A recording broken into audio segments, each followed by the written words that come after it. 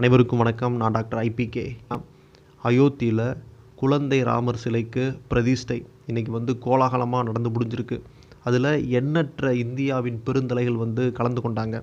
So அந்த அடிப்படையில் இன்றைக்கி பல பேர் அதை கொண்டாடுறாங்க. பல பேர் அதை எதிர்த்து நிறைய கேள்விகளை கேட்குறாங்க. நாங்கள் ராமனின் வாரிசுகள் என்றும் நாங்கள் ராவணனின் வாரிசுகள் என்றும் இன்றைக்கி மாற்றி மாற்றி வலைதளங்களில் சண்டையிட்டு கொள்கிறார்கள். அதை நம்ம ஓப்பனாகவே பார்க்க முடிகிறது. ஸோ அதன் அடிப்படையில் இன்றைக்கி ரஞ்சித் அவர்கள் ஒரு சில கருத்துக்களை தெரிவிச்சிருக்கிறாரு.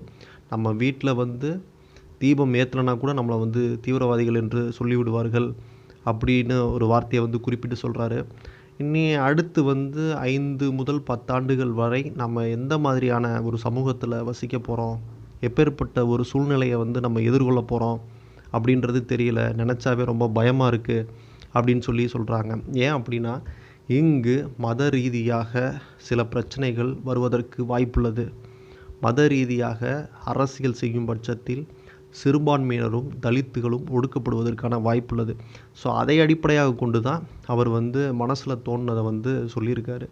ஸோ உடனே அதை எடுத்துக்கொண்டு இன்றைக்கி பல யூடியூப் சேனலில் பல பேர் ரஞ்சித் அவர்களை விமர்சனம் செய்து கொண்டு வருகிறார்கள். உங்களுக்கு என்ன பேச தகுதி இருக்குது? உங்களுக்கு அப்படித்தான் பயம் வரும். ஏன்னா நாங்கள் ராமனின் வாரிசுகள். ஸோ அதனால் உங்களுக்கு பயம் இருக்கிறது ஒன்றும் எங்களுக்கு பெரிய விஷயமாக தெரியல. இன்னும் பயப்படுங்க அப்படின்னு சொல்லிட்டு நிறையா சொல்கிறாங்க. ராமன் ராவணனை வதம் செய்வது போல் கண்டிப்பாக உங்களை வீழ்த்தி மீண்டும் ஆட்சி கட்டிலில் அமருவோம் அப்படின்னு சொல்லிட்டு இங்கு பிஜேபியை சேர்ந்த சில நபர்கள் உறக்க சொல்கிறார்கள். ஸோ அதை எதிர்த்து ராவணனின் வாரிசுகள் எப்படி இனிமேல் சண்டை செய்ய போகிறாங்க அப்படின்றதான் நம்ம பார்க்கணும். ஏன் அப்படின்னா, இன்றைக்கி இந்தியா ஃபுல்லாக இந்த ராமர் கோயிலில் குழந்தை ராமருக்கு பிரதிஷ்டை செய்ததன் காரணமாக, ராமர் கோயில் எழுப்பப்பட்டதின் காரணமாக இன்றைக்கி மோடி அவர்களுக்கு மவுஸ் கூடிக்கிட்டே இருக்குது. பல இடங்களில் நிறைய வரவேற்புகள் கிடைக்குது. அதை நம்ம கண்கூடாக பார்க்க முடிகிறது.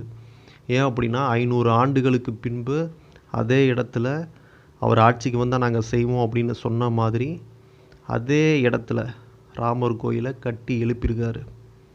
ஸோ இவங்களுடைய அரசு செஞ்சு காமிச்சிருக்கு. இதன் அடிப்படையில் இதை வைத்தே அரசியல் செய்ய முற்படுவார்கள். இந்துக்களை கன்சால்டேட் பண்ணி ஓட்டுக்களை பெற முயற்சிப்பார்கள். நீங்கள் கண்கூட பார்க்கலாம். இங்கே கூட பார்த்தீங்க அப்படின்னா, அண்ணாமலை தொடங்கி வானதிராசன் தொடங்கி நிறைய பேர் அதை வச்சு தான் அரசியல் பண்ணிக்கிட்டு இருக்காங்க. ஸோ இங்கே இந்துக்களை தடுக்கிறார்கள், இங்கே லைவ் டெலிகாஸ்ட் பண்ணுறதை தடுக்கிறார்கள், இந்துக்கள் மனதை புண்படுத்துகிறார்கள் அப்படின்னு சொல்லி அவங்க சொல்கிறத நம்ம பார்க்க முடிகிறது. முன்னாடியே பெர்மிஷன் வாங்கியிருந்தால் இதை கண்டிப்பாக அனுமதிச்சிருப்பாங்க. ஸோ இருந்த போதிலும் அவங்க இதை வச்சு கட்டாயம் அரசியல் பண்ணுவாங்க அப்படின்றது நாம் அனைவரும் அறிந்ததே.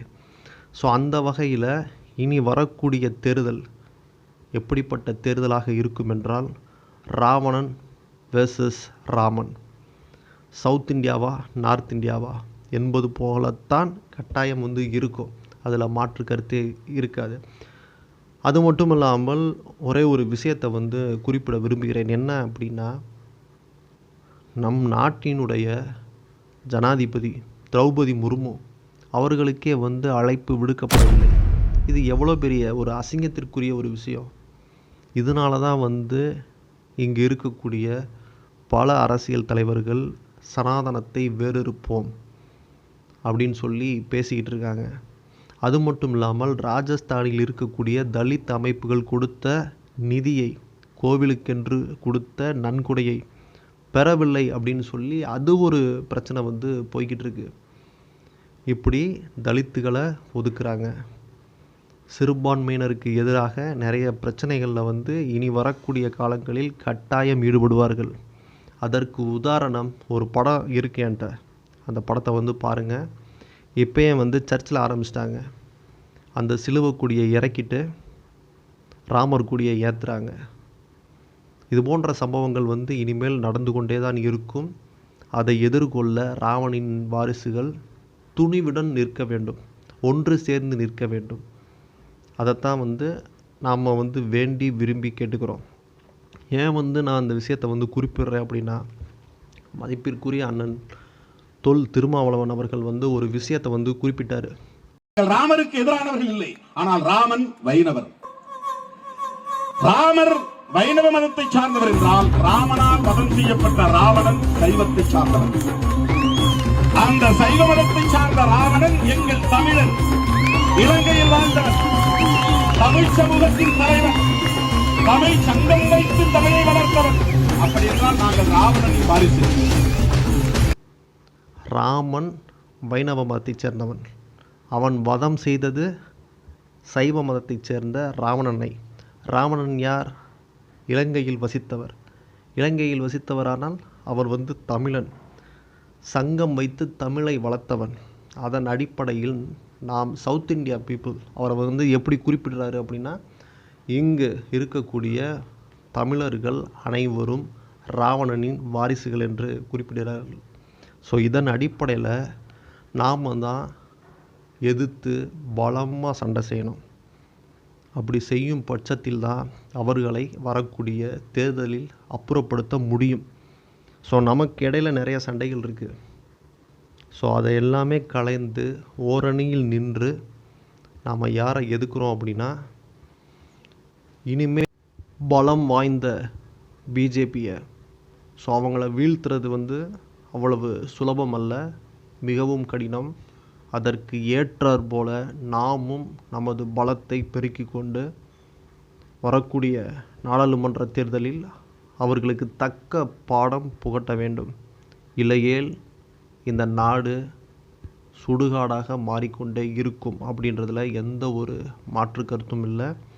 மதத்தின் பெயரால் நிறைய சண்டைகள் ஏற்படக்கூடிய வாய்ப்புகள் அதிகமாக இருக்கும். மீண்டும் இவர்களை அரியாசனத்தில் அமர வைத்தால்.